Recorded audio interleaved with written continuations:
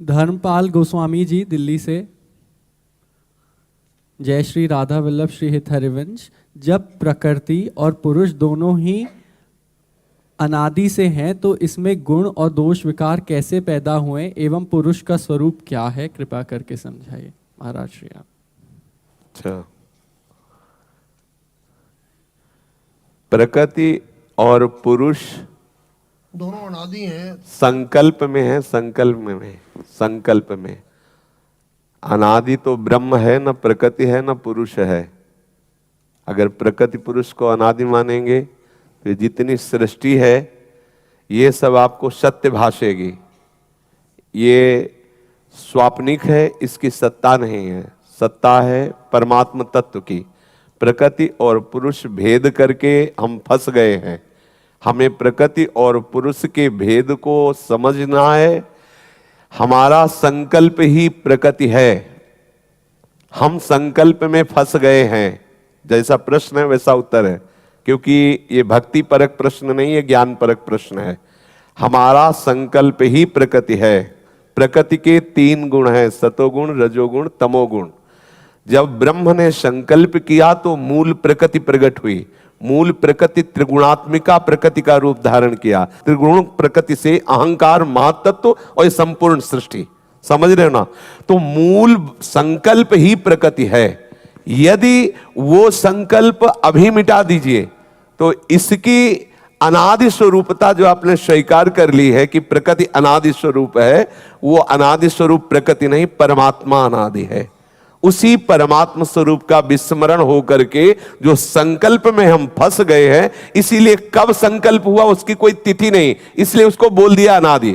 अगर हम इसे सत्य और अनादि मानेंगे तो कभी हम इस बंधन से मुक्त नहीं हो सकते। ये ना बंधन सत्य है, ना ये सृष्टि सत्य है। सत्य है वो अविनाशी सच्चिदानंद परमात्मा। उसको जानने के लिए 2 भेद करके वर्णन किया गया, क्षर अक्षर, प्रकृति पुरुष, विनाशी अविनाशी। और जे ही इसके रहस्य को जान जाओगे तो क्षर अक्षर का भेद खत्म हो जाएगा। फिर सूत्र लागू होगा, ईशावास्यमिदं सर्वम यत्किंच जगत्याम जगत। एक कण भी ऐसा नहीं जो ब्रह्म न हो, कोई प्रकृति नहीं, एकमात्र परमात्मा ही अपने संकल्प रूपी प्रकृति से विहार कर रहा है। एकमात्र परमात्मा ही। अगर हम इसे अनादि और सत्य मानेंगे तो हम इससे कभी मुक्त नहीं हो सकते। हमारा संकल्प ही 3 गुणों में परिवर्तित हो गया, और 3 गुणों में ही कहीं दैवी संप्रदा, कहीं आसुरी संप्रदा, कहीं सत लीलाएं शास्त्र सम्मत, कहीं बिल्कुल असत लीलाएं शास्त्र निषेध, ये उसी संकल्प में हो रही हैं। ये जो दोष गुण की रचना है, जो दोष गुण का महत्व है, ये केवल संकल्प में। समझ में आ रहा है कि नहीं आ रहा है? क्योंकि जब तक हमारा संकल्प नहीं बनेगा तब तक कोई भी चेष्टा नहीं होगी। तो जैसे हमसे बुरी चेष्टाएं होती तो तमोगुण की प्रधानता, मिश्रित चेष्टाएं हो रही रजोगुण की प्रधानता, शुद्ध चेष्टाएं हो रही सतोगुण की प्रधानता।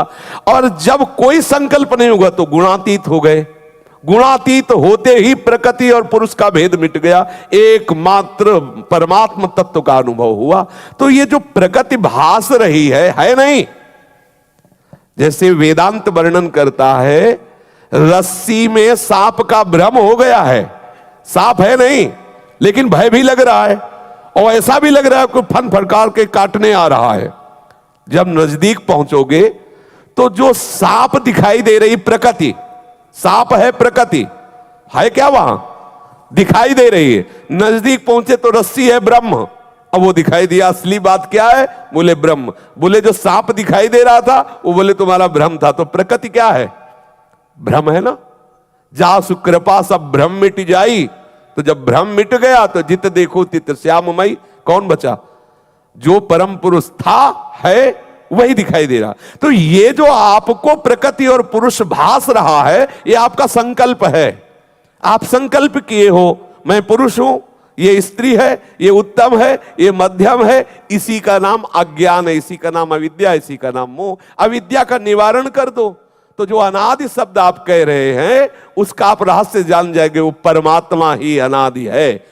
ये भ्रम हमारे संकल्प से है। अगर ये सिद्ध सत्य होता तो इससे कभी कोई मुक्त ना होता, और नहीं तो शास्त्र प्रमाण भरे पड़े हैं कितने इस प्रकृति से मुक्त होकर परमात्मा स्वरूप का साक्षात्कार किया। प्रकृति क्या है? स्वभाव, गुण, उसी से ये संकल्प बनता। संकल्प ही प्रकृति। अभी कोई भी बात हम रखे दूषित, तो थोड़ी ही देर में हम आप सबके स्वभाव को उसी में ले आएंगे। भयावह बात करने लगे तो अभी भय आने लगेगा, अभी प्रेम की बात करने लगे अभी प्रेम आने लगेगा, अभी काम की चर्चा करने लगे तो अभी काम स्फुरित होने लगेगा। ये क्या हो रहा है क्या? तुम्हारा संकल्प, तुम्हारी धारणा, तुम्हारा चिंतन, उसको भगवत स्वरूप कर लो तो किसी को राम नजर आया, किसी को श्याम नजर आया, किसी को ब्रह्म नजर आया, किसी को दुष्ट नजर आया, किसी को महात्मा नजर आया। ये सब है क्या? तुम जैसा संकल्प कर रहे हो वैसा ही वो भास रहा है। कोई संकल्प ना करे तो आप वही हो गए, भासने की बात ही नहीं रह गई। ये बहुत सूक्ष्म विषय है। अगर कोई संकल्प नहीं है तो आप वही हो गए जो आप माना।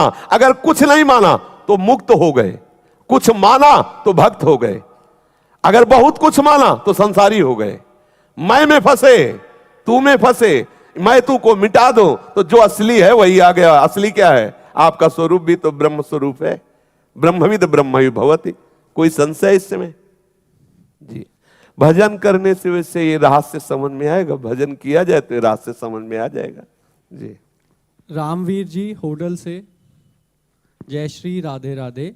महाराज जी, मेरा प्रश्न है कि मैं वर्षों से ओम नमो शिवाय जाप करता आ रहा हूँ। अब श्री राधा नाम जपना चाहता हूँ, पर श्री राधा नाम जपते जपते फिर से जाने कब ओम नमो शिवाय जपना चालू हो जाता है। तो उसी की कृपा से राधा नाम में प्रीति होती है। महाराज जी बीच बीच में अपने आप वो बढ़िया है, आ जाने दो, कोई परेशानी, उन्हीं की कृपा से इधर आया जाता है। दोनों नाम जप कर सकता हूँ, जब मन करे वो, जब मन करे वो। खूब आराम से जपो, कोई परेशानी नहीं है। और कभी कोई ऐसा ना समझे कि भगवान शिव का मंत्र या नाम इधर बाधा पहुंचाता, उन्हीं की कृपा से इधर आया जाता है। और जब कृपा शिव जी की हो जाएगी तो ये प्रेम प्राप्त हो जाएगा।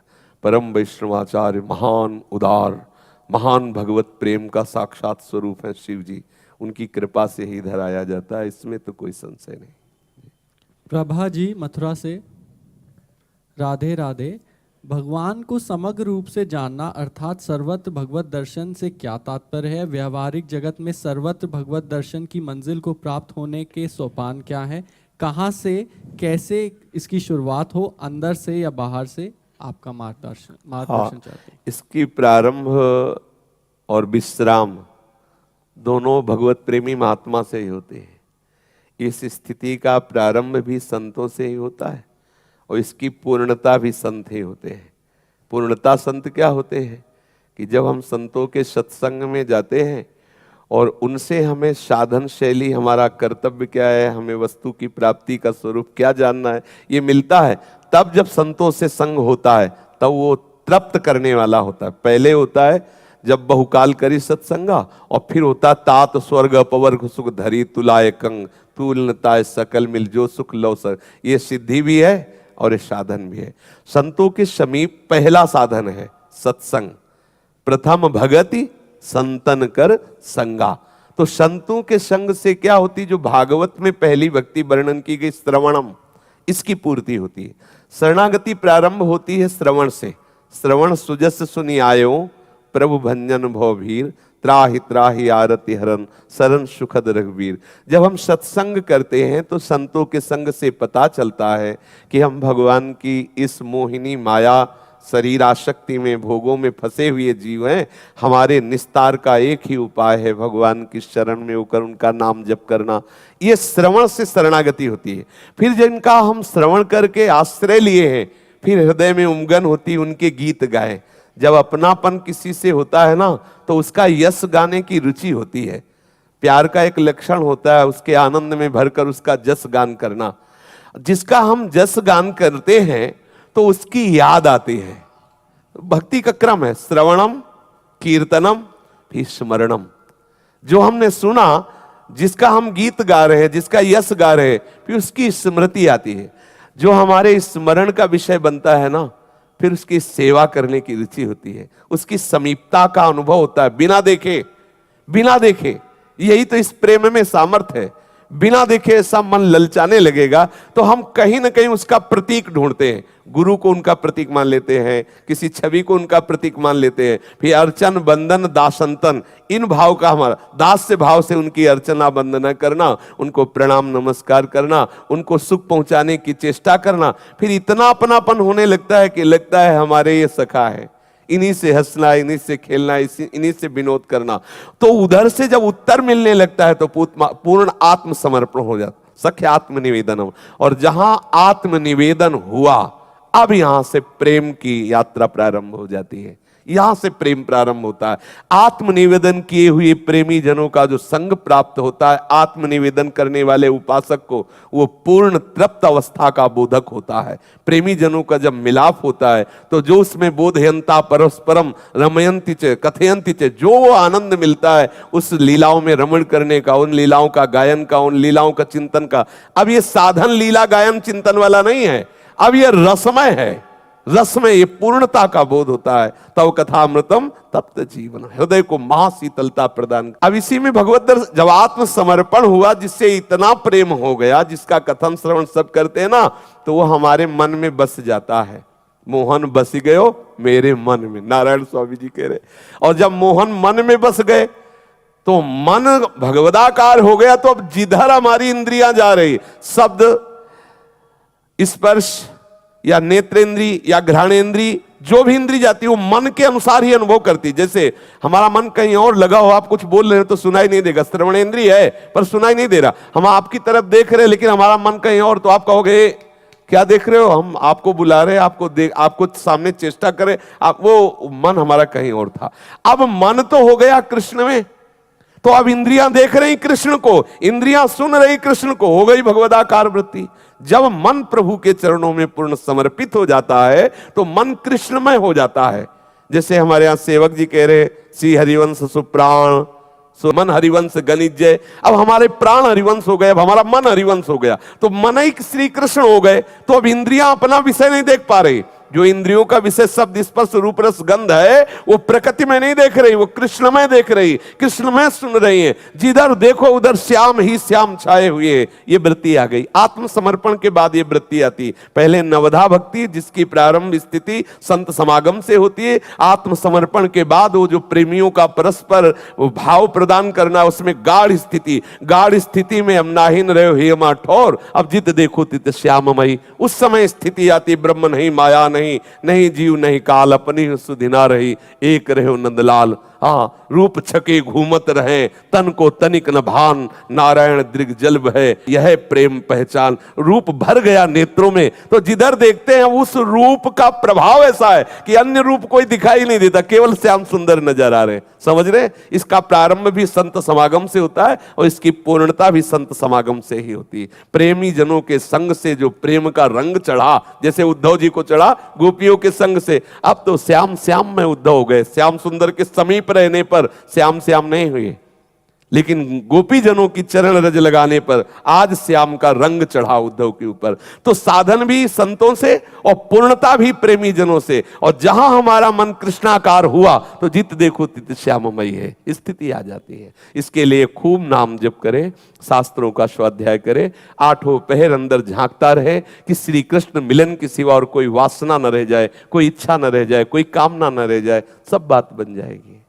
महाराज जी, आपके श्रीमुख से एक बार मुझे श्री राधा नाम दे दीजिए, क्योंकि गुरु मंत्र के जप के संग अतिरिक्त समय में मेरा मन होता है तो श्री राधा जप। हाँ, श्री राधा श्री राधा श्री राधा। एक जिज्ञासा और थी महाराज श्री कि कन्हैया में सखा भाव होने के कारण आपकी आज्ञा अनुसार मैं अभी स्वामी श्री परमानंद जी को, जो उनके पद हैं, उनका गायन करती हूँ, पढ़ती हूँ। तो पहले मैं लिखा करती थी, तो गुरु कृपा से अब वो लेखनी कन्हैया की तरफ मोड़ दी। तो अब कभी कभी ठाकुर की बाल लीलाएं में लिखती हूँ, तो उसके लिए कभी कभी भक्तों को सुना देती हूँ। तो ये मेरे प्रेम में वृद्धि करता रहेगा ना लगातार? अब यहाँ थोड़ा समझना है, कहीं अहंकार देवता की पूजा तो नहीं हो रही जी। अगर उसकी पूजा कहीं, ये आपको देखना है, ईमानदारी से अपना विषय होता है उपासक का। कहीं कहीं भी छल करके अहंकार भगवत आड़ में अपना पोषण कराने लगता है।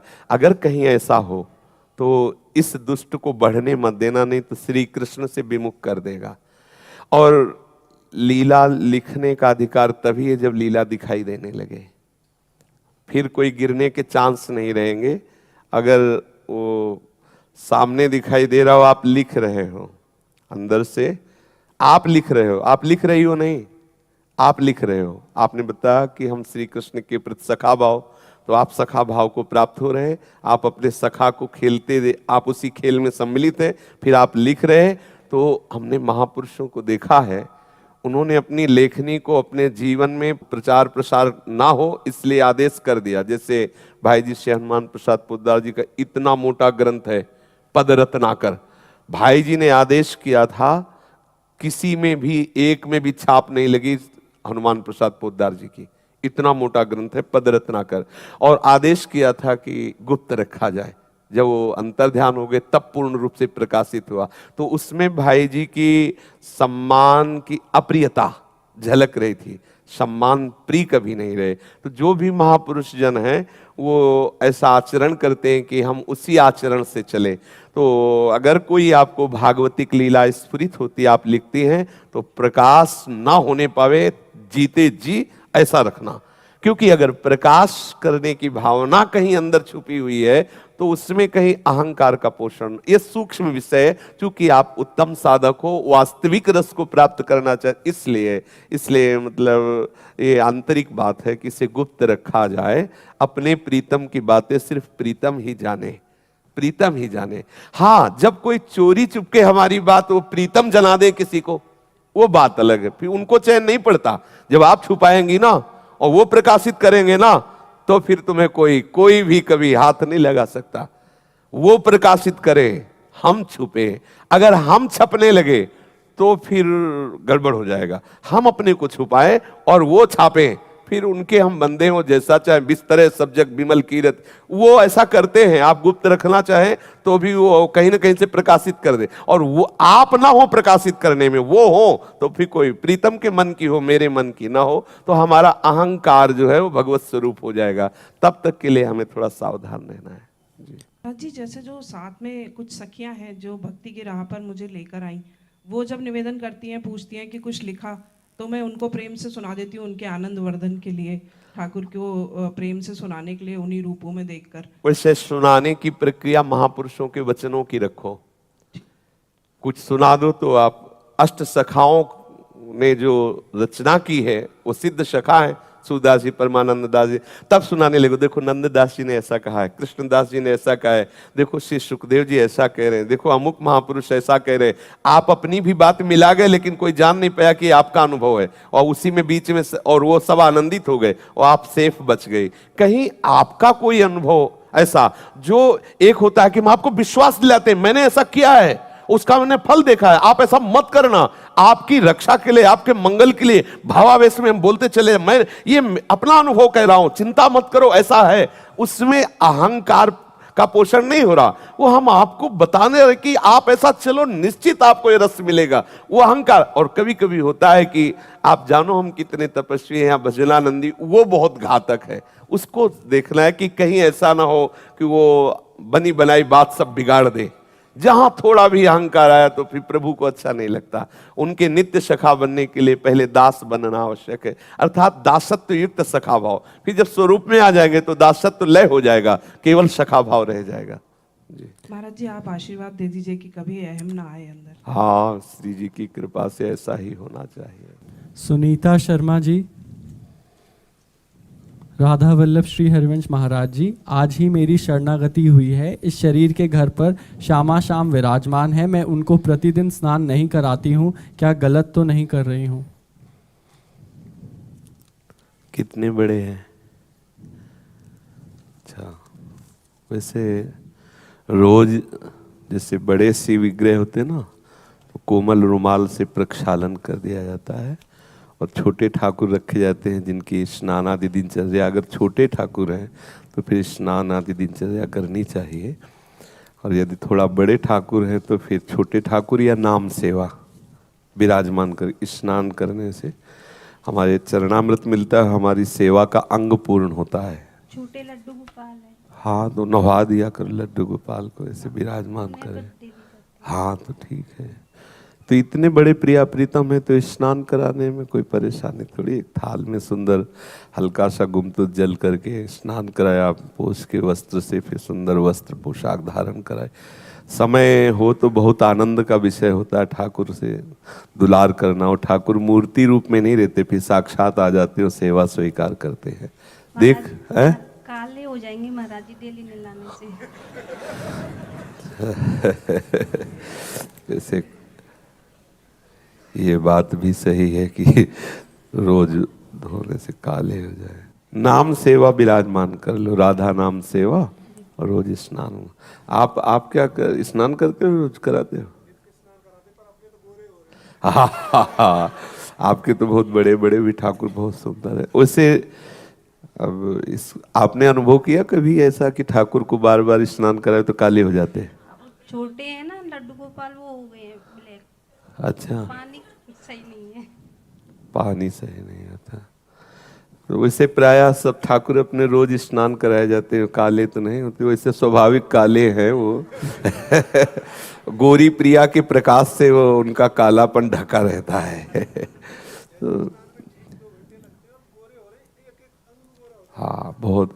जैसे कभी कभी ऐसा कर लिया जाए कि हफ्ता 10 दिन में 15 दिन में गाय का दूध, गाय का दही, बूरा और घृत, शहद, ये 5 चीजें मिला करके, तो उससे जब हम मालिश करते हुए स्नान कराएंगे तो एकदम चमक जाएंगे।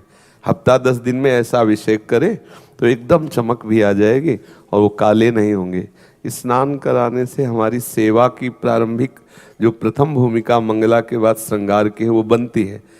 अब बड़े ठाकुर हैं तो प्रत्येक बड़े ठाकुर के समीप छोटे ठाकुर होंगे, जहाँ वास्तविक सेवा होती वहाँ देख लेना जरूर होंगे, चाहे वो नाम सेवा हो चाहे छोटे जुगल सरकार हो, कहीं भी आप देख लेना, क्योंकि वो स्नान की सेवा पूरी होनी चाहिए। तो प्रिया प्रीतम की उपासना में छोटे ठाकुर, प्रिया प्रीतम में तो स्नान कराने का देखो करके स्नान। और जब काले होने लगे तो बूरा और दही मिला के मालिश कर दीजिएगा तो गोरे हो जाएंगे। हाँ, देखना जी। सी हरिवंश। सुमित शुक्ला जी, अनुपमा शुक्ला जी लखनऊ से, गुरुदेव के चरणों में कोटि कोटि चरण स्पर्श। महाराज जी निज मंत्र देने की कृपा करें। हाँ ठीक है, कल आप सुबह यमुना स्नान करके आ जाओ, ले ले। लाडली शरण जी वृंदावन से, गुरुदेव के चरणों में कोटि कोटि प्रणाम। आपने भी निज मंत्र हाँ के लिए। ठीक है जी। सविता वर्मा जी पंचकुला हरियाणा से, महाराज जी आपने भी आपके श्री चरणों में निज मंत्र के लिए याचना की है। जी देख लीजिए जी। मनीष जी तेहरा गांव वृंदावन से, महाराज जी आपने भी आपके श्री चरणों में निज मंत्र के लिए याचना की। कितने दिन हो गए बच्चा से? महाराज जी 28 महीने। हाँ, पुराने हो तो देख लीजिए, आप ये देख लेंगे। शशि जी वृंदावन से, राधा वल्लभ श्री हरिवंश, महाराज जी मुझे निज मंत्र देने की कृपा करें। जी हाँ ठीक है। श्री हरि। माला जी, चंद्रवती जी, विमला जी, सरोज जी जगतपुर बरेली से, महाराज जी आप सभी ने आपके श्री चरणों में शरणागति के लिए याचना की है। जी। पार्वती जी वृंदावन से, श्री राधा वल्लभ श्री हरिवंश, महाराज जी मैं स्कॉन से दीक्षा धारण किया हुआ है। मैं अपने 3 बच्चों को आपकी शरण में लाई हूँ, बल्कि ये कहूँ कि आज बच्चों पर आपकी कृपा हुए। इन 3 बच्चों पर कृपा करके शरणागति देने की कृपा करें। कौन 3 बच्चे हैं? कहाँ बच्चे हैं? अच्छा ठीक है, क्योंकि मंत्र की गोपनीयता बनाए रखने के लिए थोड़ा प्रौढ़ भाव होना आवश्यक है, तो बच्चे प्रौढ़ हैं। ठीक है जी। ललित कुमार यादव जी महाराष्ट्र से, महाराज जी आपने भी आपके श्री चरणों में शरणागति के लिए याचना की है। जी। नीलम जी,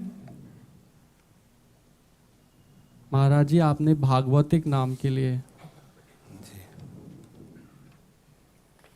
रसवती सहचरी किसी का नाम रखा है? रसवती सहचरी, आप अपना नाम रसवती सहचरी, रसवती सहचरी कागज में लिख के दे दीजिएगा। प्रीति जी आपने भी भागवतिक नाम के। प्रीति तो भागवतिक नाम है ही, है? प्रिया प्रीति सहचरी, प्रिया प्रीति सहचरी, ठीक है जी। श्याम सुंदर गोयनका जी जी। परम पूज्य गुरुदेव, पहले राधा रमन जी को पुत्र मानता रहा, अब वह बड़े होकर राधा वल्लभ जी के रूप में नव किशोर हो गए, परंतु अभी भी बोलते समय पुत्र भाव आ ही जाता है। कैसे प्राण प्यारे प्रीतम का भाव आए जिससे निकुंज में सहचरी भाव आए? हाँ, सहचरी पुत्र भाव से भी दुलार करती है, मातृवत सख्यवत दुलार करती है। जैसे हम प्रिया प्रीतम को स्नान जब करा रहे होते हैं ना, तो हमारे अंदर यही भाव होता है कि हमारे लाडले, जिस पुत्र नहीं मानते लेकिन पुत्रवत भाव है। जैसे पुत्र मानना और पुत्रवत मानना अंतराय है। सखियां उनको पुत्रवत दुलार करती, जैसे जगाना है तो उस समय वो लाडले जुगल सरकार को इतने वात्सल्य में भरी होती हैं कि प्यार से उनको, जैसे सुलाना है चरण चापते हुए, वैसे ही प्यार से सुलाती हमारे लाडलीला। तो सखियां जब हास परिहास करना होता है तो सख्यवत हास परिहास करती हैं, पुत्रवत उनको दुलार करती हैं। इसमें कोई निषेधात्मक बात है ही नहीं। आत्मवत चिंतन करती हैं प्रिया प्रीतम को सुख पहुंचाने के लिए, पतिवत उनकी आराधना करती हैं, सब भावों से अपने प्रिया प्रीतम को दुलार कर। तो पुत्र हैं ये नहीं मानना, लेकिन पुत्रवत हैं, उनको दुलार, हमारे लाडली लाल है ना, वैसे ही हम दुलार करते हैं। जब कोई भी भाव से जब अपने आराध्य देव को स्नान कराता होता है तो वात्सल्य होता है, दुलार होता है, उसी दुलार से तो उनकी हम सेवा कर पाते हैं, तो उसमें कोई निषेध नहीं है, ऐसे ही भाव से करते रहो। और वो प्रीतम माने होता सबसे ज्यादा प्यारा, तो स्वाभाविक वो प्रीतम ही है। हम चाहे जैसे उनको दुलार करें, वो सबसे श्रेष्ठ प्रीतम है, सबसे श्रेष्ठ प्यारे हैं हमारे लिए, वो सर्वोपरि प्रेम है। प्रिया प्रीतम का जो स्वरूप, हम अगर उनसे विनोद कर रहे हैं तो सख्यवत है, हम उनको स्नान करा रहे हैं, भोग पवा रहे हैं, शयन करा रहे हैं, तो हमारे हृदय में अद्भुत दुलार हो, अद्भुत वात्सल्य हो। तो मात्र जैसे माता अपने पुत्र को दुलार करती, वैसे सखियां दुलार भाव है। कोई पुत्र नहीं मानती, स्वामिनी जी हैं, लेकिन दुलार उनको ऐसे करते हैं। ऐसा आचार्य महापुरुषों ने दुलार किया है स्वामिनी जी को। ठीक है, हाँ जी। अजीत जी, श्री हरिवंश राधे राधे। सद्गुरुदेव भगवान के चरणों में दंडवत प्रणाम। गुरुजी, यदि किसी का पैसा गिरा दिखाई दे, हमें पता नहीं किसका है, तो उसे ले लेना चाहिए, नजर उसे अंदाज उठा, कर देना चाहिए? वैसे तो चाहिए कि मत लो, अगर ऐसा भाव है कि नहीं छोड़ सकते हो तो उठा करके ऐसी जगह दे दो जहां आपका बिल्कुल कोई स्वार्थ ना हो। जैसे गौ सेवा जहां हो रही वहां दे दिया, मंदिर की दान पेटी में डाल दिया, या मतलब जहां जैसे फ्री अस्पताल दवा होती है वहां दे दिया।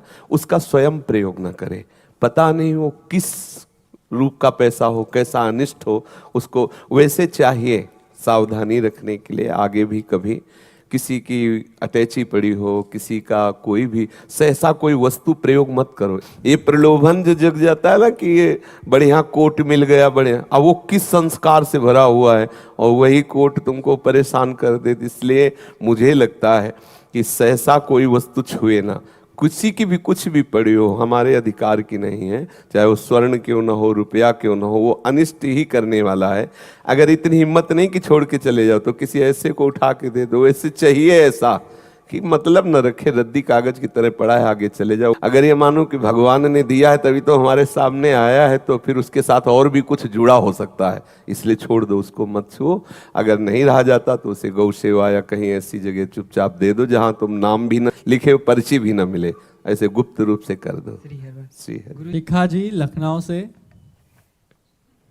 मेरे प्यारे गुरुदेव के चरणों में सत सत नमन। महाराज जी, मेरी शरणागति को 8 महीने हो गए हैं। आपकी कृपा से हर माह वृंदावन आ पाते हैं, पर शरीर की छोटी बेटी होने के कारण सत्संग में सामने बैठकर नहीं सुन पाते। महाराज जी, मेरा प्रश्न ये है कि मैंने शरीर की बेटी का नाम श्रीजी रखा है, जिससे मेरा नाम सुमिरन हर पल चलता रहे, तो क्या ये सही है? हाँ, बहुत बढ़िया है, ऐसा ठीक है। कविता जी डलहौजी हिमाचल से, गुरुजी आज ही आपकी शरण में हुए हैं। महाराज जी, मैं यहाँ पर 2 महीने के लिए आई हूँ और श्री राधा रमन जी के मंदिर के पास ही निवास है, तो सुबह हर रोज़ राधा रमन जी की मंगला आरती पर जाती हूँ और हर रोज़ राधा दामोदर मंदिर में गिरिराज जी की परिक्रमा भी करने जाती हूँ। अब आपकी क्या आज्ञा है? यही बिल्कुल ऐसा ही करती रहो, ऐसा ही करती रहो, बिल्कुल करती रहो। ये हमारे ही आराध्य देव, हमारे ही प्राण प्रीतम है, बिल्कुल इतना भी अंतर नहीं, इतना भी अंतर नहीं। राई पाई भी अंतर नहीं, कभी ऐसी भावना न करे। अब तो स्वास्थ्य के कारण जा नहीं पाते, नहीं नित्य की दिनचर्या थी। श्री राधा ऐसे यमुना किनारे से जाके श्री राधा रमण जी, निधिवन राज जी, फिर इधर से आते हुए बड़ा रास मंडल जी, श्री राधा दामोदर जी, श्री सेवा कुंज जी, श्री राधा वल्लभ जी, बांके बिहारी जी और अपनी कुटिया, ऐसे इतना हमारे ठाकुर हैं, हमारे लाड़िले ठाकुर की ये सब कुंज निकुंजे हैं। इसमें थोड़ी कि हम अमुको वल्लभी हो गए तो अमुको, ऐसा नहीं है, हमारे ही ये सब है, हमारे प्रीतम। खूब आनंद से वृंदावन में भी अगर ऐसा, प्रिया प्रीतम में भी ऐसा, तो फिर तो बहुत ही संकुचित हो भावना हो जाएगी। ऐसा हमारे ही लाड़िले ठाकुर के प्रियजन हैं, इनके आराध्य देव के रूप में हमारे ही लाडली लाल विराजमान है। ऐसी भाव खूब मगन होकर के दर्शन करे, खूब आनंद करे। हाँ ऐसा हरिवंश महाप्रभु जी गिरिराज जी के लिए कहे, तेरो ही ध्यान राधिका प्यारी गोवर्धन धर लाने, कनक लतासी क्यों न विराजत अर्जी श्याम।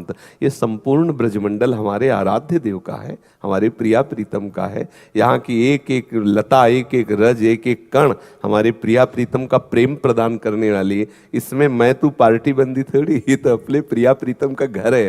संपूर्ण 84 कोस हमारे प्रिया प्रीतम की केली भूमि है, कहीं भी कैसे भी आनंद ले जी।